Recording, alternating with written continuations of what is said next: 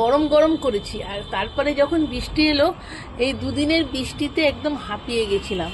শুধু বৃষ্টির জলে আর ঘর থেকেও বেরোতে পারছি না, এদিকে ছাদে উঠতে পারছি না। ছাদের গাছগুলোর কি অবস্থা!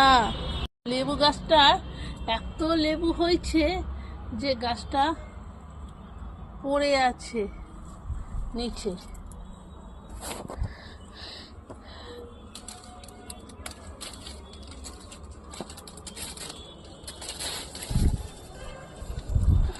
গাছ ভর্তি লেবু হয়েছে। আবার এক একটা লেবু, এই লেবুটা মনে হচ্ছে পেকে গেছে।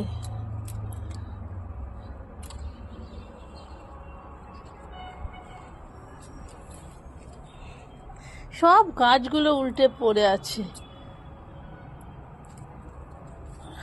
কি করে তুলবো বুঝতে পারছি না। এটা হচ্ছে কাগজি লেবু গাছ, দেখেছেন কত লেবু হয়েছে গাছে, একেবারে ভরে ভরে পড়ে আছে। এই আর একটা লেবু হলুদ হয়ে গেছে। এদিকে নিচে ভর্তি হয়ে আছে, টবেই হয়েছে।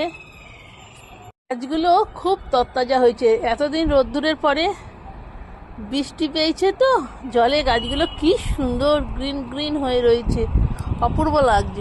একখান বেগুন হয়েছে এই যে গাছে, এটাকে আর একটু বড় হতে দেবো। বেগুন গাছটা শীতকালে পুঁতেছিলাম দেরিতে, কিন্তু গাছটাকে এখনো কাটিনি। গাছটা যেরকম আছে টুকটুক করে একটা দুটো বেগুন হচ্ছে, এইটা দুটো,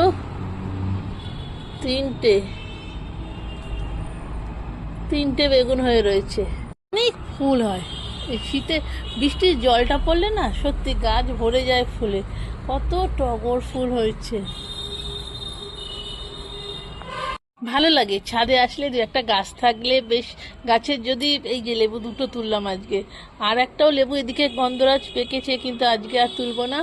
এই গাছের ফুল ফল একটা দুটো হলেও মনটা ভরে যায়। কিন্তু এখন আমাদের এদিকে শহরের মধ্যে মাটি নেই বেশি, বাড়ি পরপর আমাদের অন্তত এদিকে একদম গাড়ি, তাতে গাছপালা পোতার জায়গায় নেই।